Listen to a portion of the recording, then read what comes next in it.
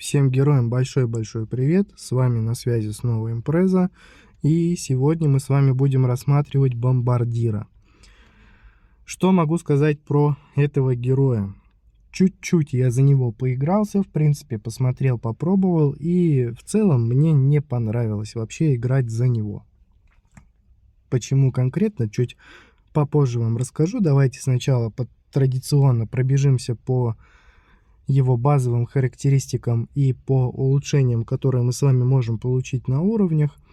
И видим, что он у нас имеет физическую атаку, то есть его оружие обладает именно физическим уроном. Также небольшой прирост идет в виде бонуса к броне плюс 20 и стандартная скорость передвижения плюс 20%. Сложность игры на нем, игра нам в принципе говорит, что средняя. Ну, в целом, соглашусь, так и есть. Нелегко, не сложно. Своя особенность у него есть. Обязательно вам покажу и расскажу, какая это особенность. Вот.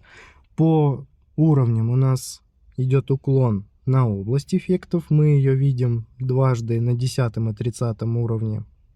Также идет прибавка в виде одного снаряда на 20 уровне. Как обычно, традиционно для себя где-то вот эту пометочку нужно делать и запоминать. Если мы с вами будем стараться за него активно играть, например, проходить главы, в принципе, это будет, ну, достаточно такой неплохой вариант. Есть, конечно, варианты лучше, но если у вас ничего не открыто и открыт он, то, в принципе, можно попробовать проходить эти главы. Но, опять же, есть персонажи, которые более комфортны именно для этих режимов, да и в целом для остальных тоже. На 50 уровне у нас идет неплохое усиление в виде 12,5% к урону по физическим повреждениям. Также 60 уровень снова добавляет нам уже этот же показатель, но он увеличивается у нас уже не на 12,5, а на целых 50%. На 70 уровне самое популярное глобальное усиление в виде 12,5% к урону. И все механисты у нас получают прибавку в виде 5% к области эффектов. То есть здесь нам как минимум изобретатель спасибо должен сказать за эту прибавку, потому что у изобретателя это в приоритете скорость снарядов, плюс у него в приоритете также область, чтобы у него лопасти ротора у нас захватывали как можно больше зону поражения. То есть поэтому, в принципе, это неплохой вариант для того, чтобы усилить наших механистов. Также очень важное глобальное усиление у него открывается именно на 120 уровне в виде прибавки к одному снаряду. Это редкое глобальное усиление, оно мало у кого встречается. И именно из-за этого усиления бомбардира и стоит открыть. То есть, что это значит? Отнеситесь к этому так, что как будто бы вы открываете талант, правильно? То есть вы получаете именно вот этот вот талант. Практически даром. Особенно если у вас идут вот уже вот такие уровни в талантах, и вам в какой-то степени их тяжело открывать. Я вот до сих пор, видите, без этих героических талантов, и даже легендарные еще не все открыты. Не люблю сюда заходить, чтобы не расстраиваться лишний раз, поэтому давайте долго здесь задерживаться с вами не будем. И вернемся обратно к нему. Долго не хочу за него играть. Сейчас зайдем с вами в подземелье, посмотрим. Вообще просто вот в целом познакомимся с ним, как он себя ведет, что ему нужно и так далее. По скиллам. Тут есть достаточно интересный момент. Но опять же, я отталкиваюсь от того, что в целом вот нравится мне играть за персонажа, я за него играю. Не нравится, я за него не играю. То есть я его прокачал до 120 уровня и все, я его отправил на полочку и забыл про него. Больше никакой пользы он мне в целом не принесет, потому что остальные режимы у меня, в принципе, все, что нужно закрыть, закрыто. Ну, я имею в виду главы кампании. То есть это обычный сложный кошмар. Поэтому здесь я его прокачивать не собираюсь никоим образом. Единственное, только вот в кузнице там можно поиграться, попробовать посмотреть. Может быть, исходя из этого, он уже и будет у нас что-то там, какие-то невероятные вещи вытворять, но маловероятно, и совсем бы не хотелось мне это проверять. Итак, у нас есть первый скилл, это взрывной гаджет. Каждую секунду он устанавливает взрывной гаджет. После сбора 5 взрывных гаджетов следующая базовая атака будет наносить на 720% больше урона. И если мы этот скилл с вами прокачаем до потолка, то этот показатель у нас увеличивается в огромное количество раз. Ну, будем считать, что оно не в 10, конечно, ну, где-то раз в 14, наверное, он у нас увеличивается. Это, в принципе, звучит внушительно, но как бы грустно это не звучало, не совсем хотелось бы все это проверять в теории, на практике, дабы, чтобы не разочароваться и не совершить такую ошибку, как трату вот этих вот синих и красных книжечек. Дальше у нас еще есть ракетница, которая каждые 2 секунды выстреливает в ближайшего врага, взрывая его и нанося 1670% урона. И снова, если мы его прокачиваем до предела, этот показатель у нас увеличивается, ну, порядка там чуть меньше, чем в 20 раз. То есть этот показатель у нас будет равен 25 тысячам, он будет равен 25 710%. Не хочу склонять, не хочу заморачиваться. В общем-то, в принципе, неплохой вариант. Каждые 2 секунды вот так вот по голове мобам этим давать и наносить вот такую огромную цифру урона. Но что-то же не так, почему-то же его не прокачивают, почему-то же он не светится у нас где-то в топах там. Может быть, просто руки еще до этого не дошли у многих игроков, может быть, просто не видят в этом какого-то смысла. И вот у нас ульта. 2 восклицательных знака и единица. Привет, разработчики. Не знаю, задумано так это или нет, но в любом случае, как есть, так есть. Играть не мешает. Как говорится, на скорость не влияет. Водители поймут. Все убийства оружием заполняют шкалу. Во время ультимейта бомбардир каждые... Ну, давайте так, тут написано каждые 0,2 секунды. Мы с вами будем говорить каждые 5 раз в секунду, грубо говоря, каждые 5 бросков в секунду он бросает в случайное место взрывчатку, наносящую 720% урона при каждом взрыве. Продолжительность у нас идет в течение 20 секунд. Звучит неплохо, но на практике это все как-то сыро, по крайней мере, вот сейчас на базовых вот этих вот характеристиках. В прошлом обзоре у нас была часовщица, маг-часовщик, она же ЦВМ. Вот в силу ее особенностей замедления на ней было очень приятно играть. Да и почему было, если приятно играть до сих пор? Неспроста этот персонаж, я имею в виду ЦВМ, у нас в S-тире. В S-тире, в S-тир-листе, скажем так, класс S. То есть определенный уклон, это замедление.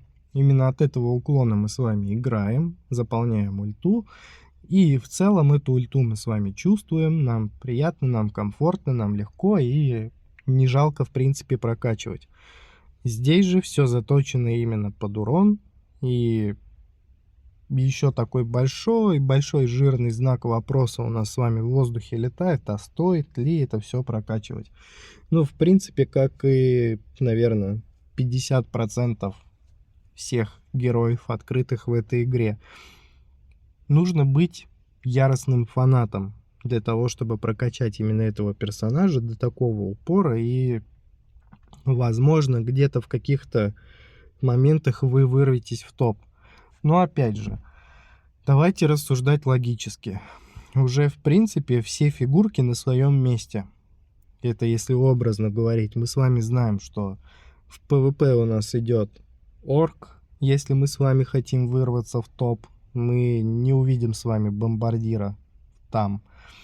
Если мы идем в битву с боссом, то это кролик ну, заяц, и друид, и опять же бомбардир там никоим образом не фигурирует. Если мы с вами идем, к примеру, куда? Если мы идем в кошмар, то тут уже по классике традиционно, я извиняюсь, если кого-то мучаю этим, но в любом случае это нужно повторить, что вот в кошмаре мы с вами играем от оглушения, заморозки, замедления и так далее. То есть все то, что у нас стопорит наших с вами мобов, врагов. Здесь этого нет. То есть, исходя из этого, можно сделать вывод, что в теории мы с вами и можем проходить за него кошмар, но какой ценой? То есть нужно будет его сначала прокачать, улучшить его до предела, и потом уже только проходить, и все. В принципе, потом он нам уже не будет нужен.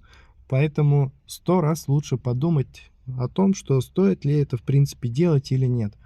Плюс механика игры за него тоже в целом, она своеобразная, я бы сказал. Не могу сказать, что она прям какая-то вот дикая, ужасная, неприятная, но своеобразная это да, это прям 100%. И давайте с вами перейдем в кузницу. Посмотрим, что у нас есть здесь. Вот так вот можно перейти. А то я всегда перескакиваю, а тут вот решил, что можно сделать вот так вот. Надеюсь, не буду это забывать. Так, мы с вами помним то, что у нас идет уклон на область, на количество снарядов и так далее.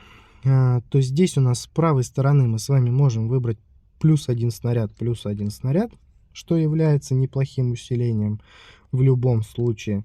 Либо мы с вами прибавляем область и также добавляем урон. Чуть-чуть повышаем. Ну, как-то однозначно ответить на выбор стороны здесь в принципе нереально, потому что с левой стороны неплохие усиления, ну, если тут еще можно определиться, да, то что плюс один снаряд, он в любом случае поинтереснее будет, нежели чем прибавка в области. А вот здесь уже будет интересно. Если у нас такие огромные показатели, допустим, будут при полной прокачке, то тут уже надо будет задуматься, что будет интереснее. Наносить больше урона за счет того, что у нас в принципе вот этот множитель добавляется, либо наносить больше урона из-за того, что у нас добавлен один снаряд. Ну, пока предварительно вот это лево-право перевес на чаше весов у меня занимает именно правая сторона. Чем больше снарядов, тем лучше. И здесь у нас все оружие имеет прибавку, очередное глобальное усиление в виде множителя на урон, что является, в принципе, обязательным к прокачке. То есть, если будет возможность, нужно будет прокачать в любом случае. То есть, мы с вами усилим всех, нам будет легче, нам будет приятнее, нам будет комфортнее. Здесь, в принципе, интересный момент. Если мы с вами открываем Эва, взрывные гранаты теперь отскакивают от врагов, взрываясь несколько раз перед окончательной детонацией. То есть у нас там куча урона от этих вот скиллов, если мы, конечно, это все прокачаем. Плюс у нас идет эволюция какая-то прям невероятно дурная, если мы ее также с вами откроем. Но это еще не все. Если мы с вами сделаем количество отскоков, увеличим на 3, то в принципе будет неплохой такой вариант. То есть это будет урон вообще каких-то невероятных масштабов. Но пока что это все вот только на тетрадке. Это все вот в теории. В принципе, если у кого-то есть уже прокачано и вот это все, вот где мы сейчас с вами в кузнице находимся, если у вас это все прокачано, то допишите в личку, мне прям очень интересно. Но я думаю, что навряд ли кто-то найдется, у кого так будет, потому что этот герой у нас введен относительно недавно, не помню сколько, но месяца, может, 3 ему, около того. Не знаю, время быстро идет, поэтому не подскажу вам сейчас, сколько ему. Ну, месяца 3-4, такой еще прям молодой. Достаточно неизученный в этом плане персонаж. То есть в теории, если у нас это все будет прокачано, то количество нанесенного урона именно от самого персонажа должно быть в целом впечатляющим. Но проверять или не проверять, это все будет зависеть только от вас.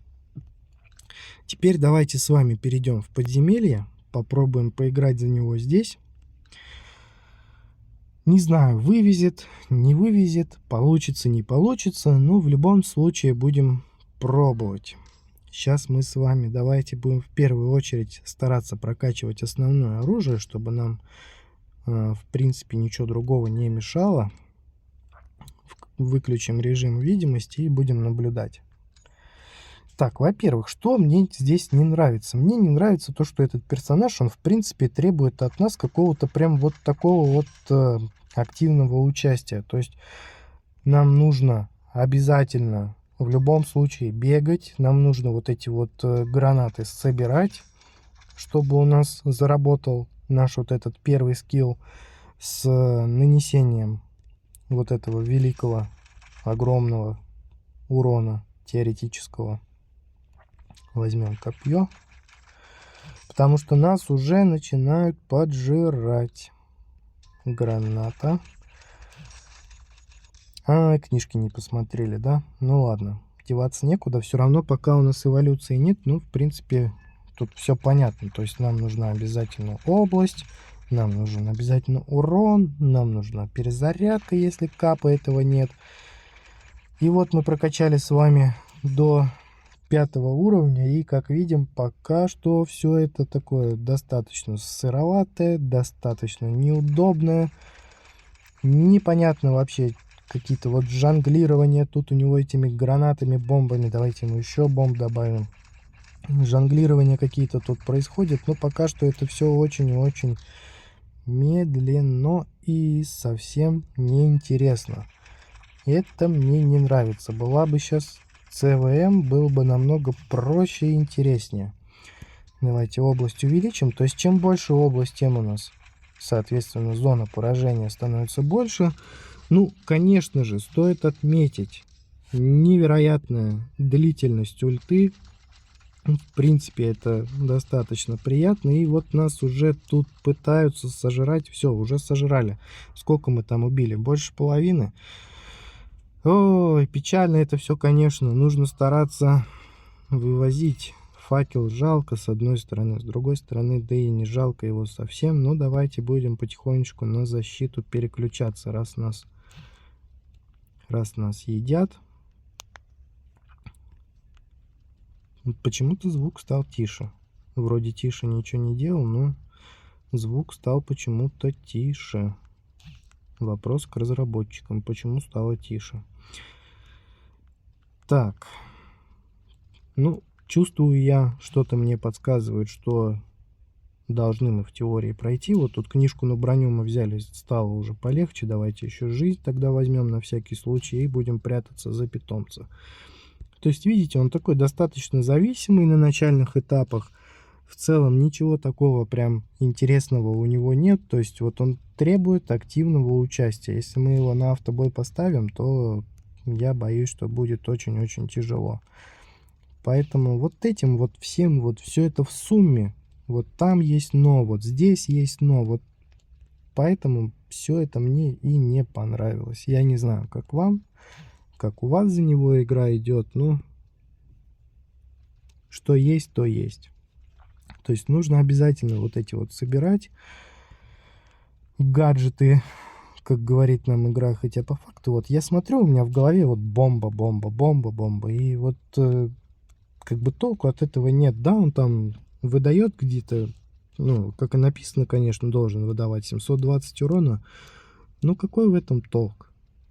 То есть нужно добежать, нужно, возможно, пробежать через мобов. И, соответственно, нужно обязательно обо что-то, об кого-то удариться лицом и потерять чуть-чуть хп. Ну, как-то это все несерьезно. Да и в целом мы видим то, что у нас питомец большую часть урона взял на себя. Это не может не расстраивать. Поэтому даже несмотря на то, что мы в первую очередь с вами прокачали именно основное оружие героя. Ну, вот такой вот обзор получился. Подведя итог, можно сказать, что ну, нужно его открыть. нужно не пожалеть силы, средства для того, чтобы его открыть, потому что вот это глобальное усиление на 120 уровне, оно очень будет влиять на ваш профиль, на вашу игру, и вам станет намного легче. В любом случае, хуже не будет, это однозначно. Но играть за него это, конечно, проблема, удовольствия никакого абсолютно нет, поэтому только ради глобалки в виде +1, в виде +1 снаряда его стоит взять. Ну давайте посмотрим, на всякий случай еще в кузницу забежим, глянем, что там. Ну, мне кажется, это область, это урон и, возможно, удвоение. Признаюсь честно, не смотрел. Ну, видеть видел, но не обращал внимания. Ну, естественно, да, это область, это урон, ну, не удвоение, но перезарядка. Ну, в принципе, тут все очевидно, то есть к гадалке не ходи, все понятно. Удвоение, может быть, оно и не будет здесь особой роли играть. Критический урон, может быть, можно добавить там скорость снарядов. Ну, в любом случае, мы с вами знаем то, что мы с вами книжки выбираем именно от режима. От того режима, куда мы с вами идем, ту сборку мы с вами и берем. Так, ну у меня на этом все. Вот такой вот обзор у нас получился. Всем спасибо, кто досмотрел до конца. Всем пока.